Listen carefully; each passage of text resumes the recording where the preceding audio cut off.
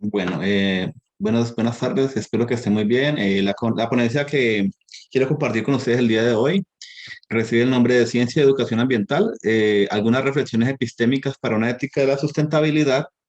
Empata un poco con las conferencias anteriores.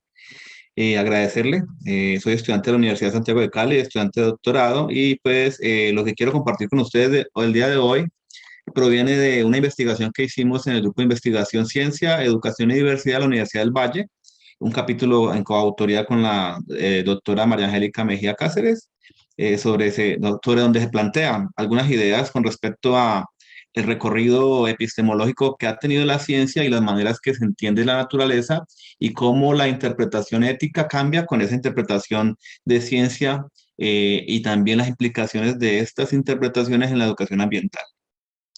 Bueno, empiezo con un epígrafe de Edgar Morin, que nos dice, hace 2 años que inició este proceso de pandemia que estamos viviendo, lo siguiente. Él dice, la crisis ambiental es en cierto sentido una crisis de una concepción de la modernidad basada en la idea de que el destino del hombre era dominar la naturaleza y convertirse en el amo del mundo. Hace un poco tiempo en un congreso un profesor de química nos hacía la pregunta, ¿es posible una vida saludable cuando el planeta está bastante enfermo? Podemos hablar nosotros de desarrollo sostenible, sustentabilidad, podemos hablar de alimentación sana, cuando el planeta profundamente está enfermo, y no solamente el planeta, sino también la civilización. Bueno, la historia de este apartado, pues así rápidamente, inicia en una concepción que muchos conocemos de profesores de ciencias naturales, especialmente, y es la concepción heredada de la ciencia, donde se propone una visión del mundo, ¿cierto? Determinista, donde se comprende el universo como una máquina de energía, ¿cierto? Que de una u otra forma es una concepción del mundo, de hacer en el mundo, de pensar el mundo, que se convierte en una manera ética de ver ese mundo, y es una ética que va en contra de la naturaleza. Una ética que está sustentada en la disyuntiva, ¿cierto?, del mundo de la vida con el mundo de las ciencias, una vida que se ve de manera determinista, todo está escrito, ¿cierto? Todo se puede controlar a partir de las leyes, a partir de las teorías, y eso expresa unos valores. ¿Qué valores? Pues que la ciencia es verdadera, exacta, general, útil, neutral, válida, objetiva, coherente. Valores del conocimiento por el conocimiento, valores epistémicos, totalmente alejados de la realidad del hombre, de la mujer y de todas las personas que comprenden la cultura y la sociedad. Se promulga una imagen de ciencias de resultados que no posee historia, por esa razón en los libros de una u otra manera vemos conceptos, pero no vemos los personajes que hacen parte de la construcción de una teoría, ¿cierto? Se expresa una visión lineal de la ciencia. Cuando se expresa un aporte social o cultural, lo que se muestra, por ejemplo, en los informes de laboratorio, cuando uno está en clases de ciencias, es que eso genera ruido, ese es el error, ¿cierto?, del trabajo. Se muestra una ética, ¿cierto?, instrumental, neutral a las acciones humanas. No existe el concepto de responsabilidad. El martillo es en sí mismo, ¿cierto?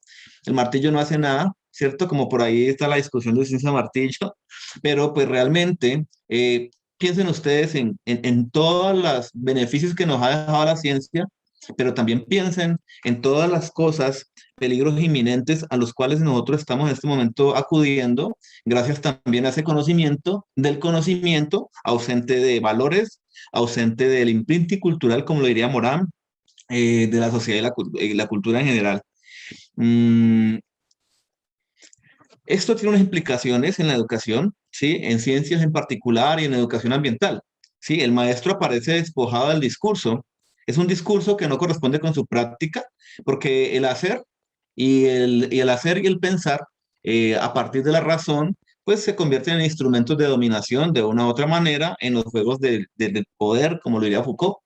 Los sujetos no son libres, sino que corresponden a un sistema empresarial educativo, ya por allá lo diría Freire, ¿cierto? Mm, la relación con sociedad y cultura es difusa cuando entra el conocimiento al aula.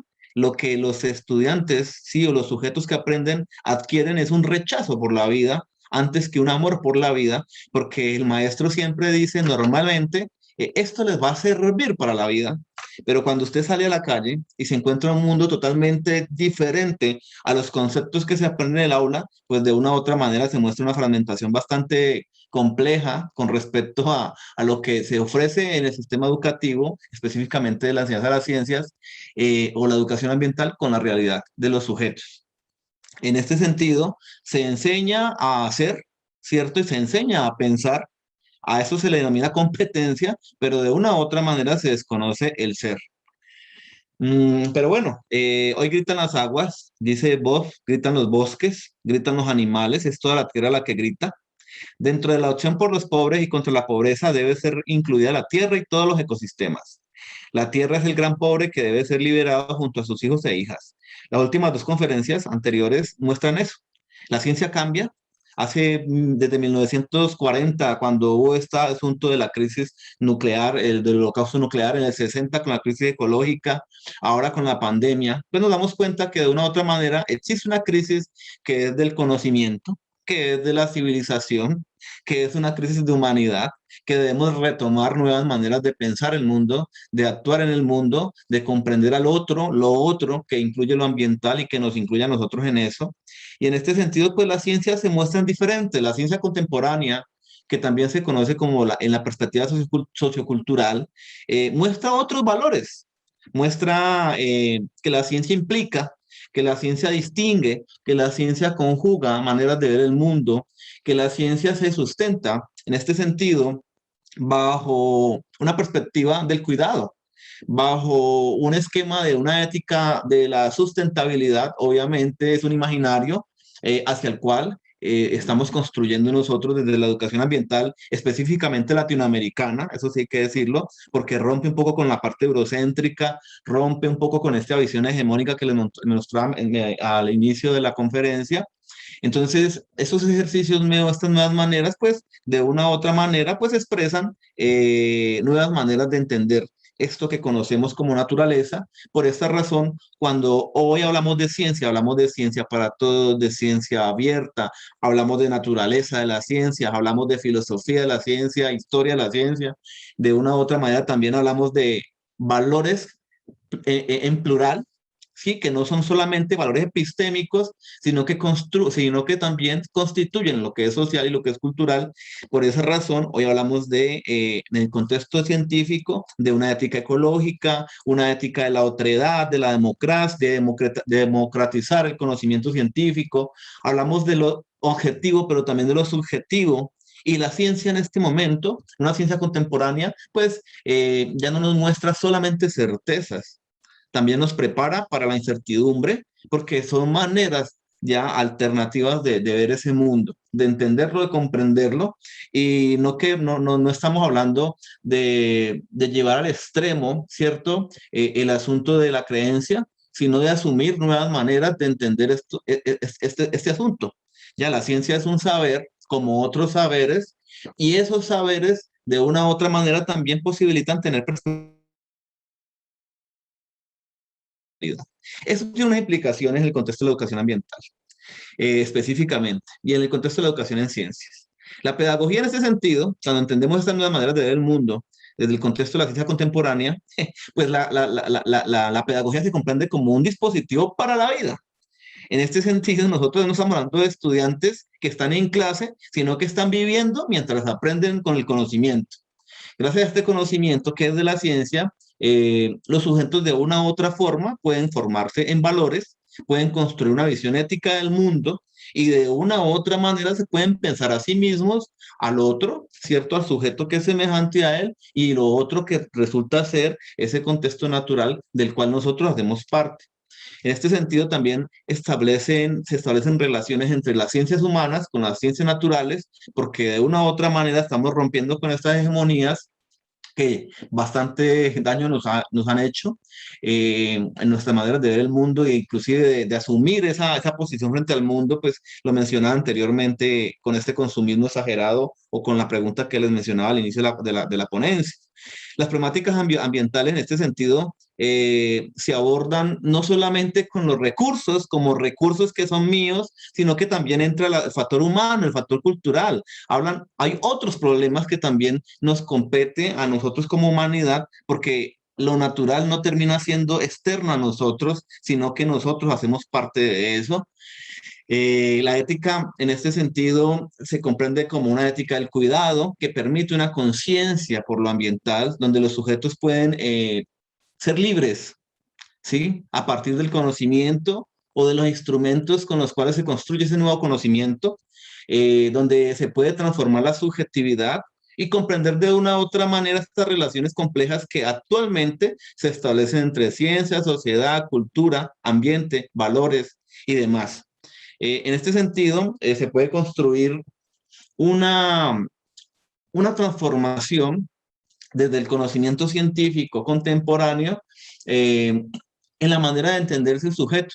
El sujeto no solamente como un sujeto biológico, químico y demás, porque pues asumimos como que somos 50% químicos, 50% físicos, cerebro izquierdo, cerebro derecho, cerebro creativo, cerebro racional, pero no, realmente estamos en un contexto en donde tenemos que entendernos como un todo y en ese sentido o de una manera holista entender que nosotros somos 100% biología, 100% química, 100% culturales y en este sentido también somos sujetos multidimensionales y de una u otra manera las perspectivas socioculturales o contemporáneas de la ciencia y de la enseñanza de la ciencia y de la educación ambiental nos pueden llevar a esas nuevas maneras de entender, conocer, interpretar y transformar el mundo.